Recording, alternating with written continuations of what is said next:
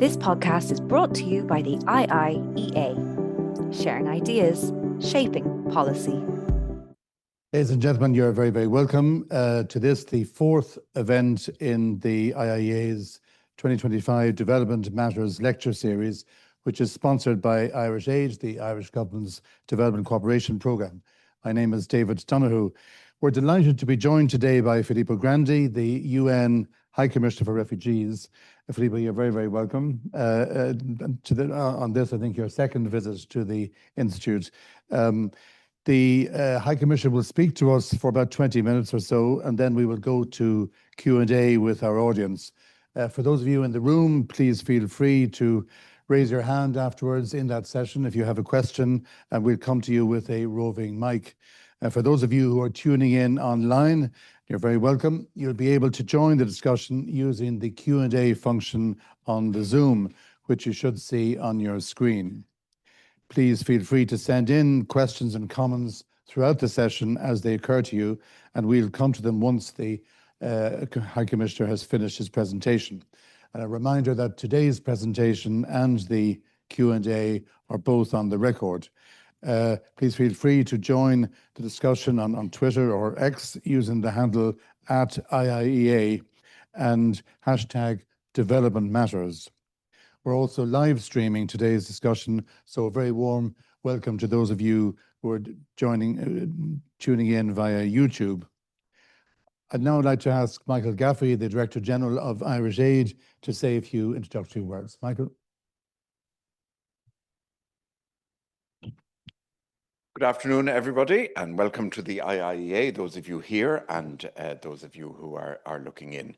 So every time I come to one of these lectures, I emphasize the importance for us of the Development Matters series, which allows us to bring important figures in the world of humanitarian action and development to discuss issues of the day with a wide audience. And I think we are really, really honored today to have Filippo Grandi with us.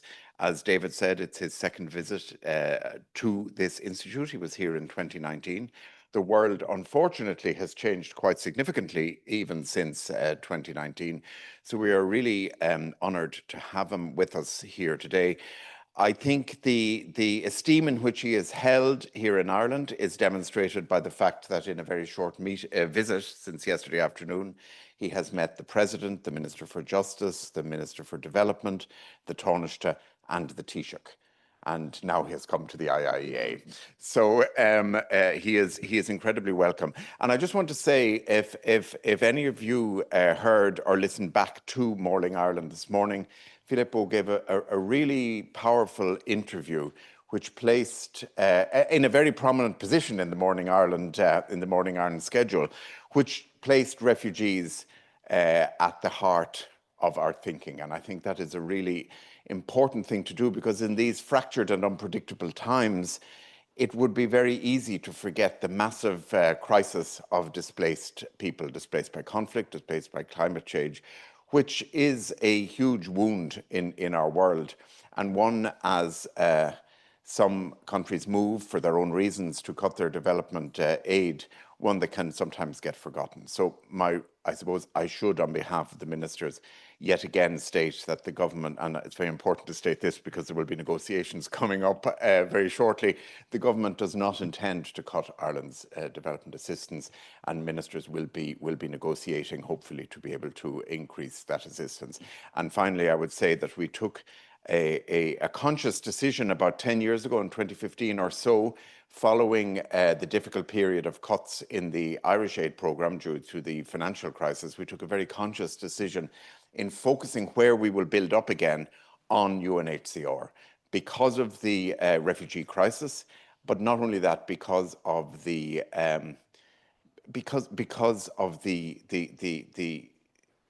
conviction we have that UNHCR is a good, effective organisation, and that is in large part due to its staff, but also its leadership, Filippo.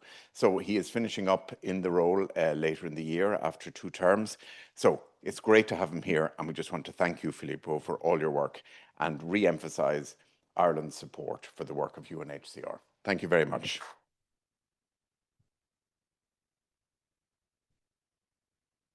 I'd just say a few words about Filippo's own background. I remember, Filippo, that you first came to Ireland about 50 years ago to learn English for a few weeks and see what a good job you made of it. Filippo is the 11th UN High Commissioner for Refugees. He was first elected by the General Assembly on the 1st of January 2016 for a 5-year term, and since then he has been re-elected twice. It was my own pleasure and privilege to work with Filippo while I was at the UN on the New York Declaration on Migrants and Refugees, which in turn led on to 2 global compacts, as you know, Filippo, one relation to migrants specifically and the other relation to refugees. So it was an enormous pleasure working with you at the time.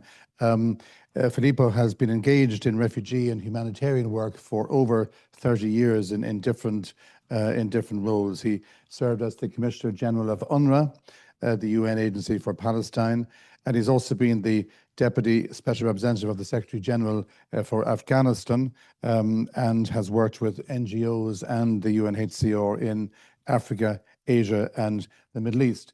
A more recent achievement was that last summer, Filippo was awarded, I think, the Olympic laureate. He was presented with an Olympic laureate, the 3rd person to be honored in this way, for his work in helping refugee athletes and in supporting the first ever IOC refugee team. This was a high point of the Summer Olympics last year for us. Filippo, you have the floor.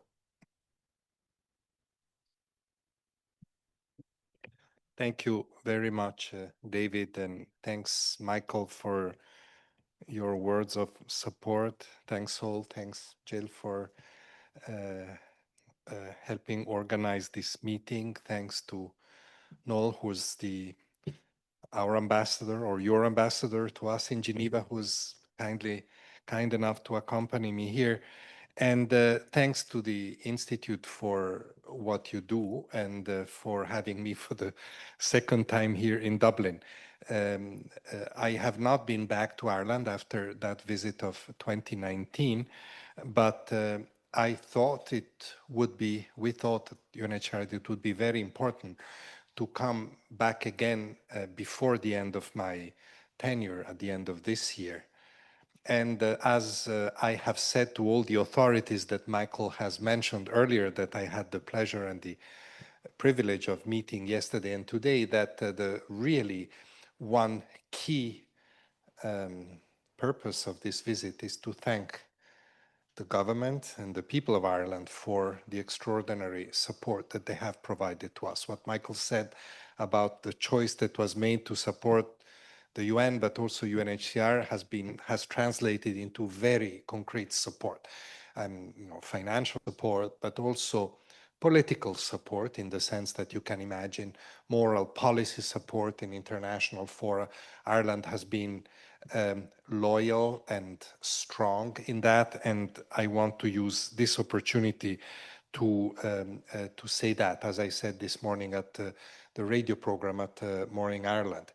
At the time when multilateralism is so much under attack, I think this support for multilateral institutions is particularly important. And a few words about that. I was struggling a bit with what could be interesting. There's so much, and I'll be happy to answer questions, but I'll share a few thoughts about certain things, and then we can take it from there. And the first one is this crisis of multilateralism, or this. I actually don't think multilateralism is in crisis per se. It's been attacked increasingly in the international fora.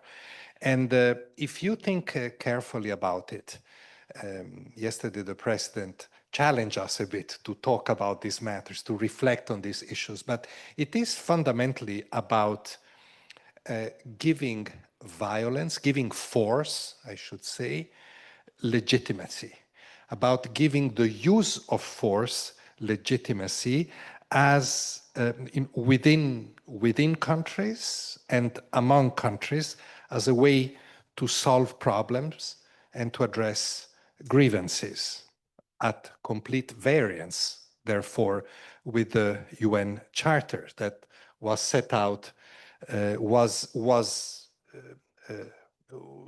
established to set out basic rules and means to protect everybody, weak and strong, countries, communities, and individuals.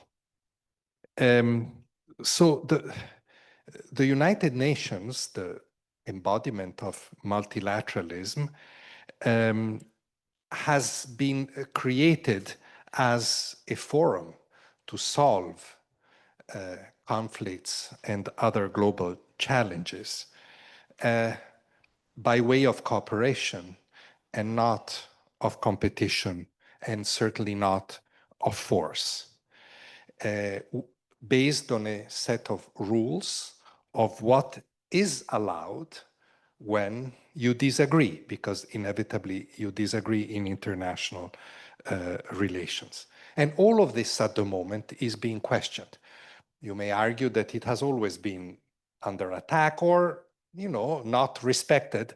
But I, in my long career, by now more than 40 years working in crisis and in humanitarian assistance, I've never seen so much space given to these attacks. I've never seen a kind of legitimization of the attacks on this system, and therefore on the use of force as an alternative to compromise.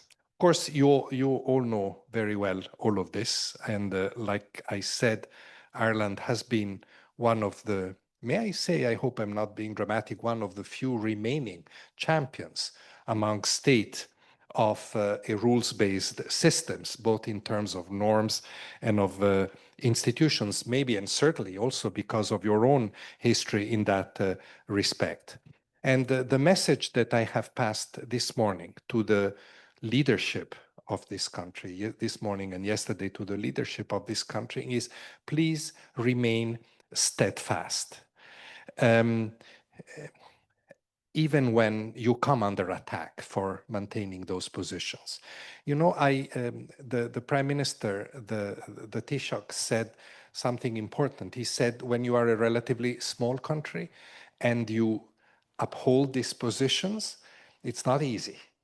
It's not easy, and maybe, he said, we should really have a deep reflection on how we do that best. How can we even be more effective when we are a minority among states and not necessarily the great powers among states? I think that this is an important reflection. It's a matter of communication. It's a matter of alliances. It's a matter of where you bring these values forward. But my message to all of them has been, don't give it up. For those of us who are within the multilateral system and carry out and have responsibilities in that respect, that action, that message, that upholding of the whole system is of incredible value. Doesn't matter the size of the country or its political power in the bigger scheme of things. I think it is important not to give up talking and doing these things. Of course, all of this, and you know very well, and this is my second theme, is happening at a time of many crises. Of course, this trend of the use of force is also because of all these crises, but certainly is also a cause of many of these crises. Crises that take many forms today. Part of the global situation in that respect is domestic, is crisis within countries. And we see similar patterns in many of the countries in which we certainly operate. You see a loss of trust in institutions, a very explicit feeling that institutions cannot solve and address the big problems, the economic problems, the political problems, the social issues. And this lack of trust impacts the international engagement of countries. So the domestic dynamics that we see in many places, not necessarily just in the global north, but in many other countries, impacts the willingness of the international engagement of the country. So it has a direct correlation with the international dimension of this crisis. And that, of course, has a catastrophic impact, this disengagement from the international debate, especially in respect of the challenges that we all know require international cooperation. Climate, trade, which is quite obvious now, and security in general, and why not forced displacement or migration and refugees, which is the area in which my organization works. And because of and that issue, displacement, is closely linked to the area which is perhaps most weakened by the current crisis of multilateralism, which is conflict resolution. And hence we observe a constant increase in the number and the intensity of conflicts, not only in more and more places without any of the older conflict really being resolved, but also in the ways that these conflicts, these wars are waged generally in full and sometimes even flaunted disrespect of international humanitarian law. I'm often asked why there are so many refugees and in the world, this 123 million that we talked about. And of course, you can look at many reasons, but I am persuaded that the way that conflicts are waged, which is increasingly, prioritize impacting civilians to create disarray, fear, terror, disruption,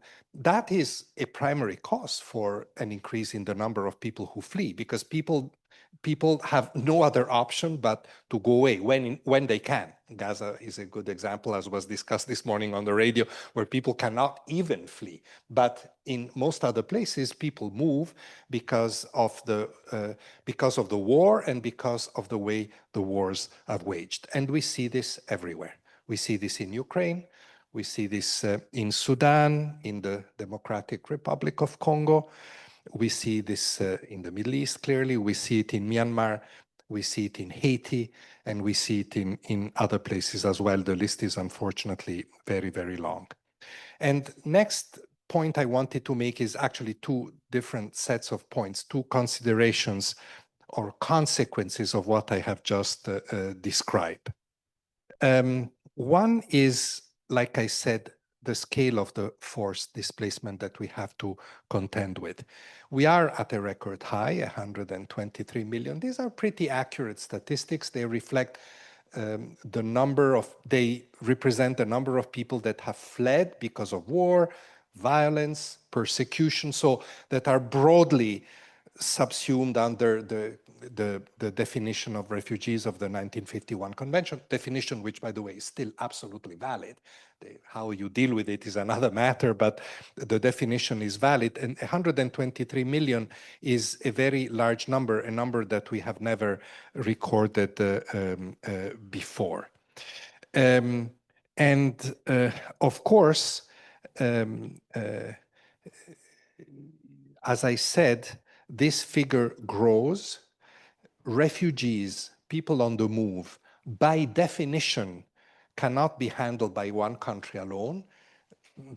They move from one country to the other, and often through several countries. So they require international cooperation. And that's why it has become so difficult to deal with refugee issues, because that international cooperation, because of what I said earlier, is weakened.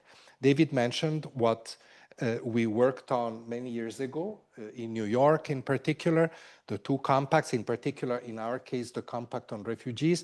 The intuition of the Compact on Refugees was very valuable, and thank you for having been such a champion of that concept, because it was not a new set of principles. The principles exist. The rights are well defined. It was a toolbox, I always call it like this, offered to states to address this problem of forced population movements in new ways.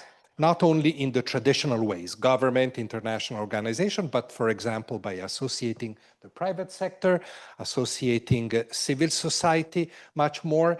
And, I don't want to brief on the compact, but the compact is full of interesting ideas, many of which we have actually utilized since 2018 when it was established. But the compact, like all these toolboxes or tools, requires international cooperation. It can only work if states work together. And this is there is a dramatic contrast here between a proposal that we made, which we thought was pragmatic, was practical, was innovative in responding to refugee crisis, and the rhetoric of my country first, which has grown in so many areas of international cooperation, but particularly around issues of migration. My country first, to push people back, to not include, to not accept, to stigmatize migration and refugees. So that's really the dramatic situation we're now. The other consequence of the crisis of multilateralism that I want to flag is the financial crisis. And that is very, very deep. I can give you more details if you want, but it is very clear that announcement by the US administration that they would freeze all international assistance and dismantle USAID, but broader than that, freeze all of assistance, which we've been discussing with them since January, with very little resources coming from the US to the whole aid system. Remember, just UNHCR last year, 40% of our contributions came from the US. And this year, this has almost dropped to zero. So we are in a very difficult situation without notice and in a very short period of time, and in a situation in which the whole system is impacted by this decision or trend. Other countries, other significant donors have followed suit, many of them to respond to other pressures that came from the US, for example, to increase defense spending. So the choice was made to increase defense spending, but to cut other parts of public budgets, including foreign assistance, which often is the first one to be cut, is the one that has the least constituencies in any country to defend. I have been saying very clearly that, without pronouncing myself on the issue of security and defense budgets, that to increase security in a continent like Europe, for example, and to decrease foreign assistance is a strategic mistake. It's very myopic or short-sighted, and it's very, but that's the choice that has been made by other donors as well, and it is extremely devastating at the moment.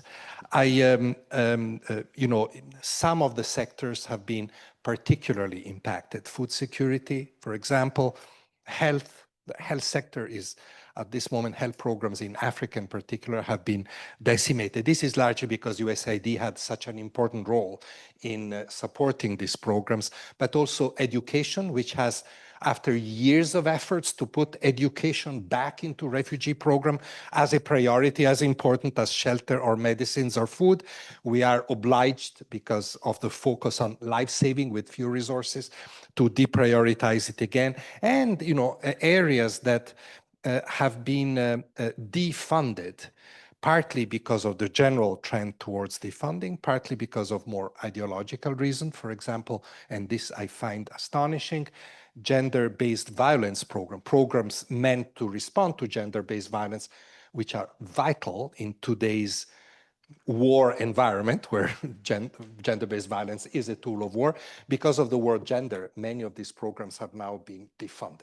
So this is the almost absurd situation we're in, absurd intellectually, lethal from the practical point of view. And here I want to also mention something that I've been mentioning a lot, that of course this has an impact in areas that are where defunding and decreasing aid is not only wrong, morally wrong, but also strategically very risky. And for Europe, this is certainly concerns certainly what I always called the belt of crisis around the continent: Sahel, Sudan, Yemen, Middle East, Afghanistan, you can say a little bit further away, and Ukraine. If you defund, aid has a very stabilizing factor in every country. It doesn't solve problems, but it helps stabilize problems. I am very worried, for example, that the lack of funds to respond to the Sudan emergency, probably the biggest in the world today, will mean not only grave destabilization of the region, neighboring countries like Chad, South Sudan, Ethiopia, that are all very fragile, some of them coming out of war themselves, but it will also have an effect on population movements. I've seen it already myself with my eyes in Chad, the main recipient of Sudanese refugees. Traffickers are already very active in all the border areas between Chad and Sudan, offering people relatively cheap journeys to Libya. And we already estimate 350,000 Sudanese have moved to Libya. And you know what that means for Europe. So we tell the Europeans, you're so concerned about population movements, influx of people, so you better look at this question of aid. It's not that aid automatically stops people from moving, but aid has. Aid meant not only as helping states control their borders, but aid meant as help states give opportunities to people that seek refuge on their territory. That aid has a stabilizing function. There's a lot more that I could say, but maybe I should stop here. I just wanted to add one more reflection before I close. And this is something that has come up also this morning in meetings here with the leadership. And maybe in a modest way, more modest than other tools, multilateralism is also useful to maintain the network of international relations alive when all other spaces are shut.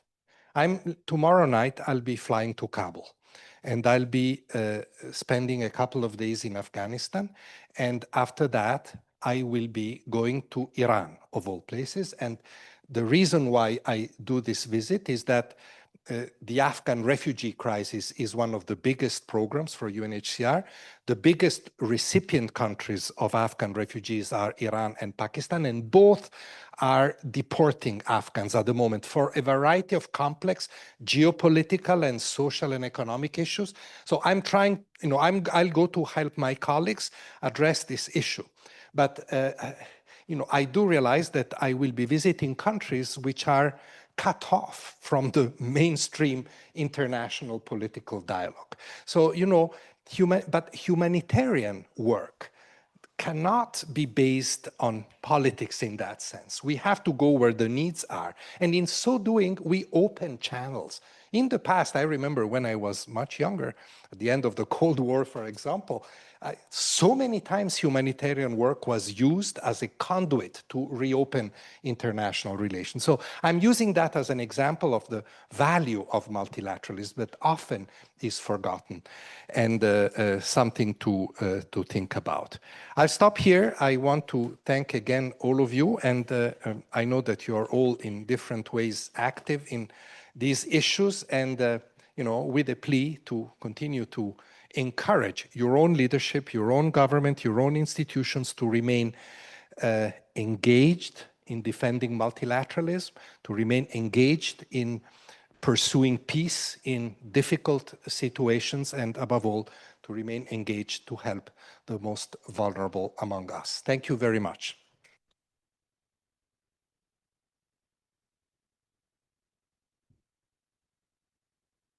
Thank you very much, Filippo. As always, a rich offering in terms of reflections on where we are at present in the multilateral system and where specifically the organization you lead is positioned. Let's open up then for questions. While people are gathering their thoughts, I'll begin with one of my own, if I may. Filippo, obviously the impact of the USAID cuts has been profound. I mean, devastating is what you called it a moment ago. What does that mean in terms of revising the priorities for expenditure within UNHCR. And maybe you might say something about the implications in terms of personnel cuts, because we've read a certain amount in the newspapers about that. But I mean, obviously, we're looking at the overall impact on UN agencies of these cuts and of the related or of the other cuts you referred to, notably what the UK has done. We get a sense of what each agency is trying to do to adjust to the new reality. But number one, what are or have you had to revise your priorities, what you hope to do, and what are the personnel implications? Please. Shall I Yes, answer just directly? exactly. Yeah, maybe in a nutshell, I think what we're looking at, first of all, the humanitarian sector has been the first impacted, and at the moment is the most impacted, partly because the US percentage of funding in humanitarian programs has always been overwhelmingly high, whether it is refugees or food aid or children. So these are the three biggest agencies of the UN system, and health programs and so forth. So that's what needs to be kept in mind. That has meant that all the big agencies in the system, both not only UN, but also big NGOs, international NGOs, Red Cross movement, have all had to concentrate on rapidly reducing expenditure. In March or February, at the beginning of this crisis, my controller came to tell me that if we did not cut expenditure in a matter of a few months, we would end the year with a colossal deficit, something that the UN rules, financial rules, don't allow us to run. We cannot have a deficit, we cannot borrow money, so we have to spend what we get. And so we were vastly above the limit. And therefore, we had to go for programs of cut, just like most other organizations, in different percentages. I think roughly around the humanitarian system, you range from about 15% to 30 and even 40% cuts. We are in the range of 30% cuts of our personnel and even worse, of our activities. You know, just to give you one figure, to give you a sense, last year we distributed about $700 million globally in cash handouts. Cash is now the chief means of assistance, right? With new technology and all, it's the most effective and it reaches the most vulnerable. This year we will be barely at 200 million, from 600 million, 700 million to 250 million. So this is the real impact. You know, cutting positions is terrible, but it's also cutting, and especially cutting assistance. And cutting positions for an organization like ours, like was the ICRC or others, has also an important impact on people. Because remember, our mandate is humanitarian, distribute assistance, but it's also protection. It's negotiating access to territory, advising on legislation. You know, that's an important part of our work. Without people, you cannot do it. That's why, shutting many offices, as we have to do at the moment, has a very bad impact on that particular angle of our work. The other thing that is important to say to complete a bit the picture is that, of course, in many places, this necessity to cut imposed in an unreasonable short period of time and to unprecedented an unprecedented extent was presented by many, including by many of our donors, as a necessary search for efficiencies. That's great. You have to do more with less, all this nonsense. I always said you cannot do more with less. It's against the logic, right? So I've been using this, we will do less with less, that now everybody's using. I'm very pleased, although I'm not pleased by the fact. I'm pleased by the fact that it's recognized. But that's what we ended up with. At the same time, of course, if we reduce, we want to do it in a manner that, I don't know if we can say as efficient as possible, but reducing the impact on people as much as we can. And that's about what do we prioritize? That's your other question. And, you know, I'm very sad to say that a lot of what we as an organization have done in the past few years in important sectors like education, refugee education, where very often we're the only ones who can provide that, who is interested in providing that, that is deprioritized. We simply have not enough money, and we have to keep people alive, and we have to put the money there. So life-saving sectors have been prioritized. I consider education as life-saving as others, but one has to be realistic. So what we have tried to do is two things. We have tried to pull together better the resources of the different organizations. This is what this UN 80 that the Secretary General is pursuing wants to achieve, but that's a very big program involving the whole of the UN. Where we have started working very practically is in the humanitarian sector, where, you know, we are more flexible, we're more practical, we're more agile. So I think that we will get to some positive results, not just within the UN, but working with NGOs, with the Red Cross movement, and so forth. This program called Humanitarian Reset becomes very important to try to avoid, to the extent possible, every duplication, fill every gap, and to reduce in an orderly manner that maximizes efficiency. It's a little bit contradictory, despite what people think, but that's what we are striving to do.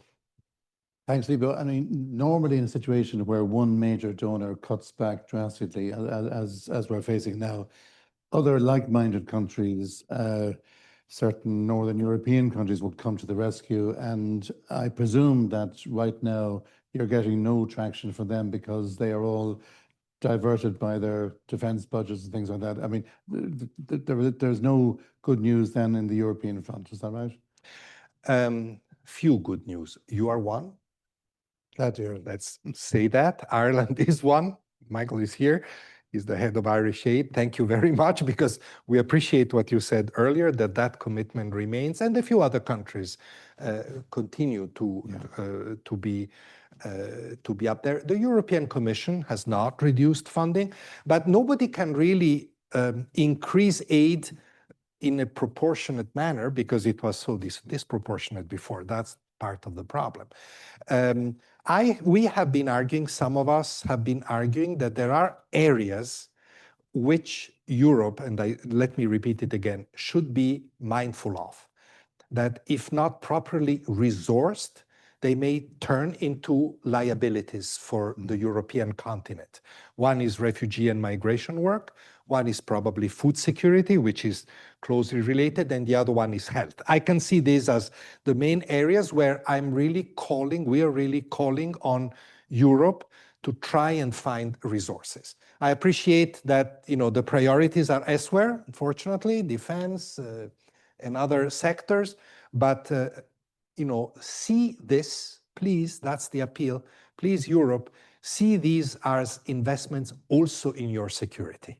Because your backyard, your vast backyard, this belt of crisis is about your security as well. And making those crises worse can only weaken your own security. So I know it sounds a little bit, you know, some people say, you know, what is he talking about? Actually, I think it's true.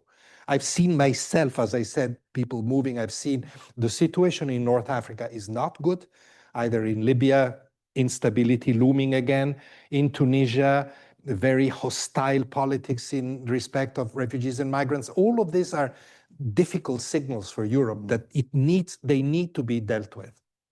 I think you said recently that aid is stability, and that's you know, a sentiment we would all agree with, and it's something we should be constantly saying. Yes, please. Sorcha Pollock. Sorcha Pollock of the Irish Times.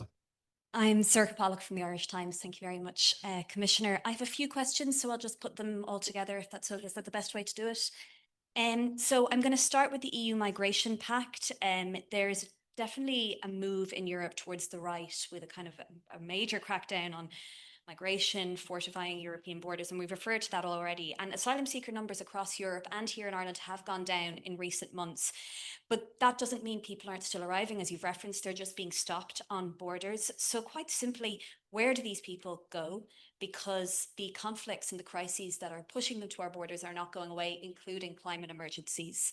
I know I'm asking you this in your capacity as the former Commissioner General of UNRWA, but I wanted to ask about the continued blockade on aid in going into Gaza. And I know this was probably touched on this morning, but just the ongoing crisis when 6,000 trucks full of food are waiting on the border and health workers are waiting, and we're seeing an absolute humanitarian crisis, particularly among children.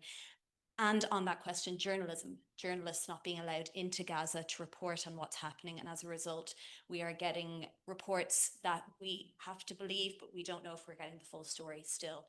And finally, you referenced quite a few times there the USAID cuts, the freeze on international assistance from the US, the drop from 40% to 0% in spending. But I just want to ask where, and the focus on defense spending more generally, where does that leave us as an international community in 2025? Where are we headed, in your opinion, when we are returning to this reliance on defense rather than multilateralism? On your first question, which was actually in itself a multi-question. First of all, just to be clear, we at UNHCR have supported the pact. We know that sectors of civil society, human rights organizations have expressed concerns, but we think that under the circumstances, given the geopolitical situation, given the pressure on migration and refugees, the pact is a good attempt at a compromise. Talking about international relations, it's a good multilateral tool, if you want to call it like that. Is it perfect? No. Is it easy to apply? No, that's my main concern. It's quite complex, but we have made ourselves available and we've worked with the European Commission. And by the way, thanks Ireland for having opted in. Now in the pact, we discussed this with the Minister of Justice yesterday, and we remain available to help Ireland as it formulates the legislation that has to go with it. We think that if it is well applied, then it's only at the end of next year. I think we're still in the preparation time. It can really improve the way, through more burden sharing, through more cooperation with states, through more efficient procedures at borders. It can improve the way, it can equip Europe better to deal with flows that are much bigger than when the Dublin system was set up, which was a different concept. So I think that it is a good evolution in that respect, and we support it. Where will people come from? I also believe, that it's very difficult to control flows just through controls. Sorry about this bad pun. But if you just increase border controls and you create a lot of obstacles, that will not stop people from moving. It may slow them down. It may change routes. These movements are like water. They go around obstacles and they move on. This is not meant to be a scary statement. It's just meant to say that the best way, controls are legitimate. If they're legitimate, they're legitimate. But what needs to be done is to offer all the states upstream along the routes opportunities for people on the move. That's what will anchor people where they are in the first country which they reach, which is often the only one they want to go to because they want to go back to their country. There's a perception that everybody wants to come to Europe. Many do, but not all. In fact, not the majority. So the opportunities is very, very important. And this is why aid is very important, because opportunities can only be provided through aid, not only to the people on the move, but to the communities hosting them, to states hosting them, et cetera, et cetera. So that's my view of how this should be managed in the future. On Gaza, what to say? I am sometimes tempted to say, when we say what's happening is unspeakable, and to stop here, because if it's unspeakable, you don't even speak about this anymore. It's so awful. And what is awful is this preventing aid from reaching people that are under the bombs, whose houses are destroyed, that are being forced to move from one part of the Gaza Strip to the other in this, unprecedented provoked displacement, if you wish. All of these, of course, are major violations of international humanitarian law, as has been said many times. I won't express myself more. UNHCR, as you know, it's not that we don't want to be involved, it's that because there is a clear division of labor with UNRWA, and we think that UNRWA is still there, is still an important actor. It's good that Ireland continues to support UNRWA, but their situation is pretty desperate. But the UN and UNRWA must continue to be involved. That's the only way for aid to reach the people in need in a legitimate manner, in a manner that is not manipulated by other interest, which is essentially military interest. So I think it's important to bear that in mind. It's very frustrating. It's very frustrating because, as you said, this is a place, or like the radio interviewer told me this morning, this is the one place where displacement or refugees cannot even occur because they cannot go out of the Gaza Strip. So it's this suffocating prison within which people are pushed from one side to the other. So very, very dramatic situation. And that's all I can say for the time being. And your last question was about funding. The journalism. Yeah. I find it a bit difficult for me to express my views on defense spending. This is not my job, and I can appreciate all sides of that important debate. My only point is the point I already made. I want to repeat it again, is to put more money into defense spending at the expense of foreign assistance. Frankly, foreign assistance is very small compared to defense spending. Is it really a very strategic saving to cut aid, as some countries are doing, in order to boost defense spending? Is it really necessary? I leave this to finance ministers, but I hope that they will reflect on the impact that these cuts are having on people, fundamentally, and I think we do have a moral responsibility there, but also on the security of Europe. Thank you, Filippo. I'll come to Michael Doyle in a moment, but I just want to bring in a couple of questions from online.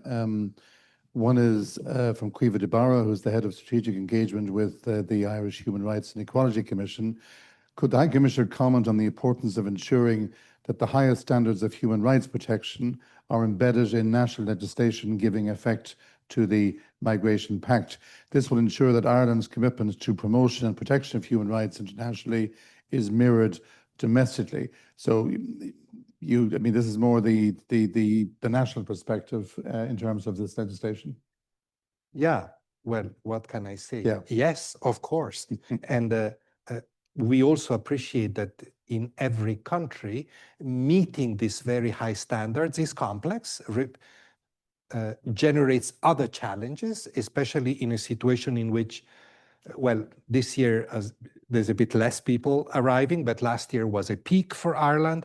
And as we discussed with the government yesterday, it's very clear that Ireland, a little bit later than other countries in Europe, has had to face the same challenge, to deal with an influx much bigger than before, including of asylum seekers, with tools that were designed for much smaller arrivals. So I think that the standards have to be maintained and met, for sure, but we also have to recognize that these systems have to be adapted to a different situation, in which, by the way, many people use the asylum channel for other purposes. We know that many of the people arriving in Europe today will not be recognized as refugees. And they use the asylum channel for migration purposes. We still maintain that distinction, because the migration channels are not sufficiently broad and well regulated. Many times, I remember the former commissioner in humanitarian aid and former foreign minister of my country, Emma Bonino, used to say, the real challenge is not the refugees, we all agree on their rights, it's the migrants, for which a right system is much more loose and less built, as became clear during the formulation of the two compacts. So I think it's important to open up migration possibilities so that people can legally move as migrants to countries that actually need them, like in Europe, and they don't weigh in and obstruct the asylum channel, taking away credibility and capacity from that channel, which must be kept for the people that really flee from violence, from human rights abuses, and so forth. I don't know if it's clear, but I think that this is the direction in which we need to move. Thanks, Filippo. A question from Nora Owen, who is a former Minister for Justice and also an IIEA board member. She mentions that this morning the Minister for Justice, whom you've met, discussed the Dublin regulation, which he said it has not been working properly, and it is to be replaced, as you know, by the Asylum and Migration Management Regulation. Do you consider that these changes will help the position of refugees once they're implemented? If the pact, which is behind this, and the regulations are implemented correctly, and we are in the process of working with all EU member states and the European Commission on this, then I think, yes, it will help. It will never solve all the problems. It will still require cooperation between European countries, which can be a challenge in the present geopolitical context, but I think that if all this happens, it can help. Yes, that's why we are in favor of the pact. Great. Michael Doyle. Thank you. Yeah, Michael Doyle, former EU official, and we met towards the end of your mandate with UNRWA when I was dealing with an EU funding stream that supported UNRWA at the time. My question today, though, I want to focus on a particular context, one of those forgotten ones, although you referred to it this morning, Myanmar and the Rohingya, and the convener of a European group of friends of Myanmar, so hence my specific interest in it. On the 30th of September, we will have the UN high-level conference convened by the President of the General Assembly on the situation of Rohingya, and as was called for by Mohamed Yunus, interim leader of Bangladesh. What are, from a UNHCR perspective, what are your hopes and realistic expectations for what can come from that conference in the current context in the world and in the situation in Bangladesh and in Myanmar? And I know you were there in, I think, March of this year. And it's not just the Rohingya in Bangladesh, but also elsewhere in Asia and around the world. Yeah, of course. There are two issues, or it's like you have a bigger sphere of conflict in Myanmar, generalized conflict between the federal de facto authorities and the different armies of the different groups.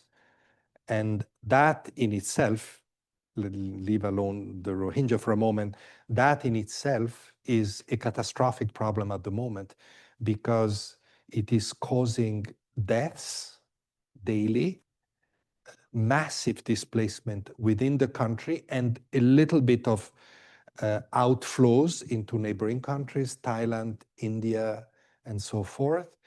And efforts so far to try to at least improve the delivery of humanitarian assistance to the population in need have had very limited success. The de facto authorities have not been very forthcoming, although we are still present together with the rest of the UN and aid system in Myanmar, and we are trying to continue to occupy the space that is given to us in terms of delivering aid to the people in need. Of course, what is the two biggest challenges there are, one, no significant peacemaking effort so far. We know that the situation militarily has gone a little bit against the central authorities, so the other groups have gained more space, but there is no resolution to the conflict even on the military point of view. And the second one is the lack of funding, because like everywhere else, now even the little that we could do is hampered by lack of funding. So not a very good perspective. And then within that Myanmar challenge, you have the Rohingya challenge, which is very specific because it comes from before this crisis. It is the result of decades of discrimination, as we all know, by the federal authorities and by the local non-Rohingya communities against the Rohingya, which caused the catastrophic outflow, violence and outflow in 2017. The interesting thing is that I visit very regularly Bangladesh, And the Rohingya will always tell you, we still want to go back, in spite of everything. But they don't want to go back at all costs. They want to go back with some guarantees that their rights will be respected. I don't see this happening anytime soon, not in the context of the broader Myanmar crisis. By the way, as you know very well, that part where the Rohingya come from now has been also affected by the other conflict, because an ethnic group, not Rohingya, is fighting against the government even in that area. So you have a three-way tension and conflict that's very, very complicated. So I think the conference is a good attempt by Bangladesh, essentially by Professor Yunus, to try to bring focus back on this issue and hopefully in a broader way on the crisis in Myanmar. I'll tell you very honestly, I remember in the years after 2017 when Aung San Suu Kyi was still in power in Myanmar, there was in the Security Council, for example, regular debates on that. And we were always called to brief on the humanitarian situation. I feel that a lot of that attention has slipped away.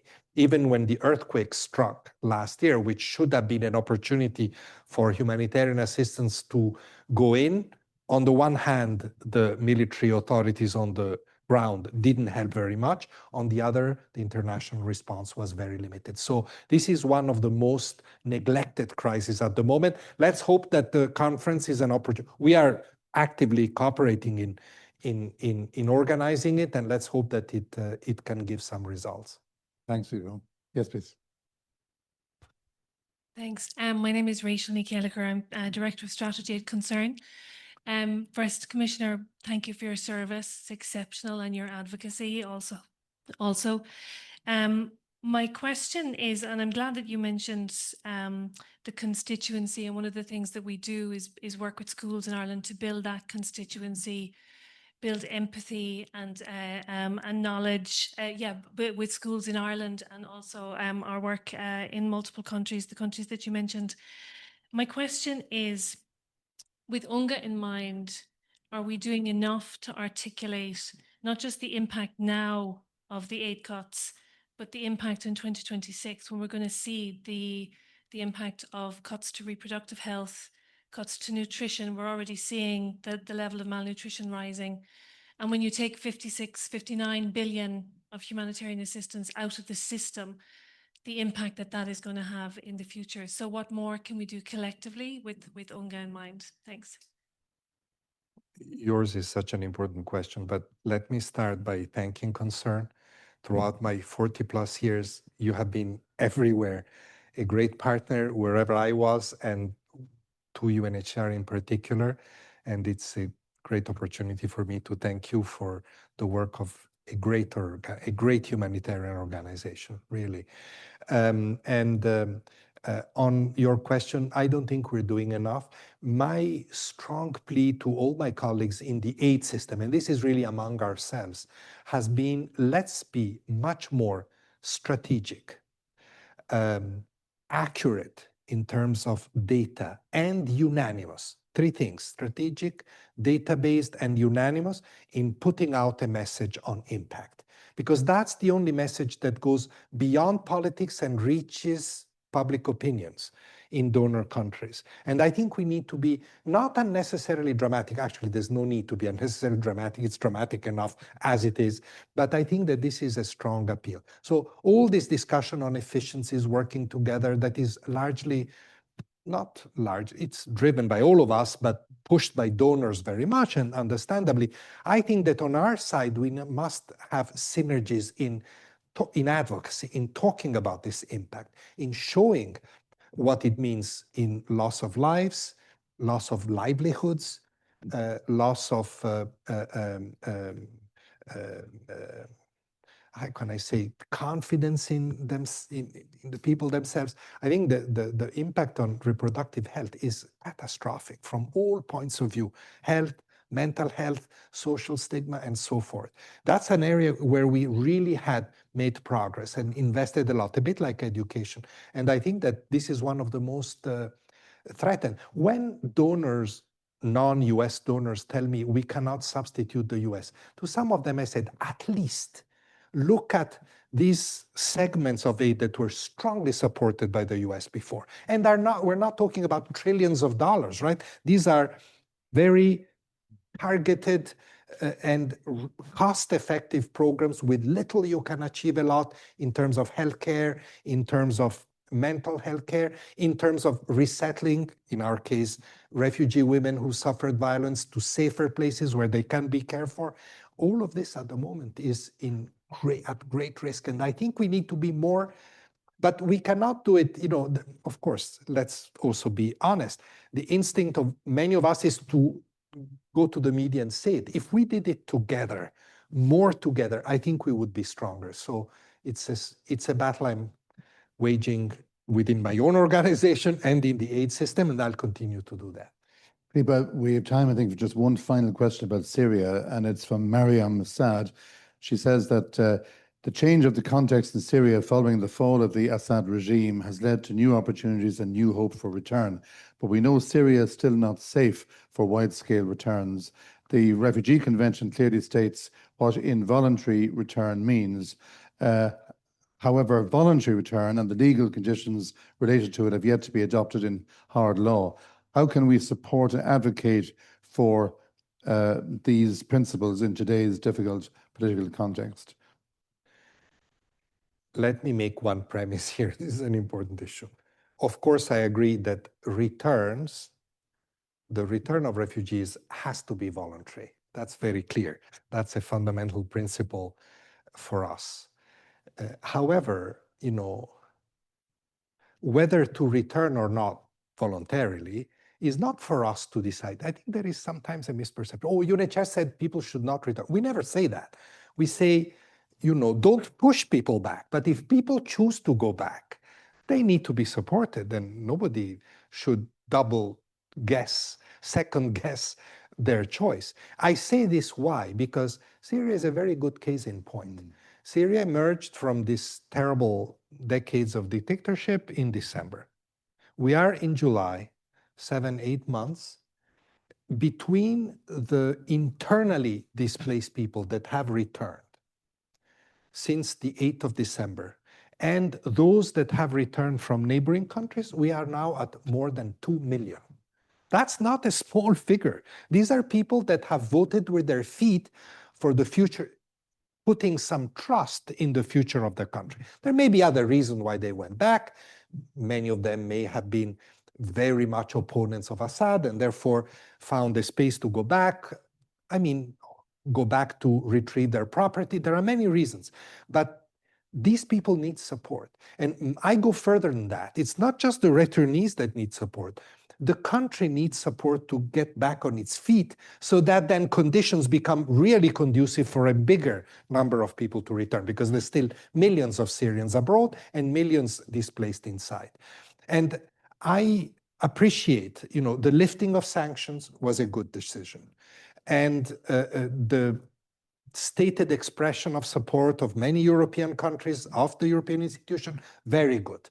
Now we need to put substance where the intentions are stated. And it takes resources to rebuild the country. First, I think security sector. This is not my sector, but this is fundamental.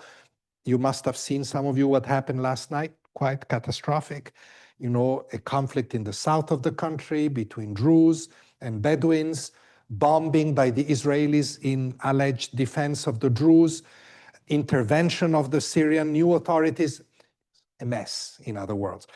But unless we invest, we help these authorities, fragile as they are, unprepared in part as they are, as if we don't help them get their act together and lead the country in a good direction, it will soon go into the wrong direction. And like many observers, much more expert observers than me, say about the situation, if the current dispensation, which is very fragile, collapses because of lack of support, the result could be worse than what we saw under Assad. So I think there's a warning there. And the people that went back, to talk from our lens, will move again.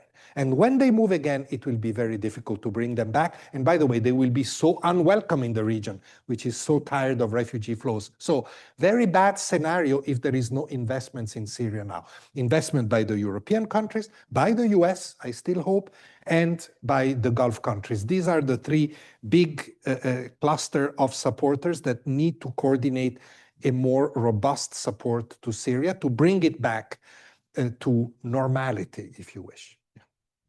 Filippo, we've come to the end, I think. Thank you very, very much on behalf of the Institute's audience, both here in the room and online. As always, you've been extremely willing to respond openly and frankly to the questions we put. You can see that we count UNHCR as an extremely important partner, but your own personal reputation in Ireland is very high, and that is evident in the program arranged for the last few days. So thank you once again, Filippo, for coming. It was terrific, fascinating presentation initially, and also your responses in the discussion. I certainly learned a huge amount, and we wish you every success in dealing with the current challenges facing the organization, and indeed in your own future when your term comes to an end. Thank you. This podcast is brought to you by the IIEA, sharing ideas, shaping policy.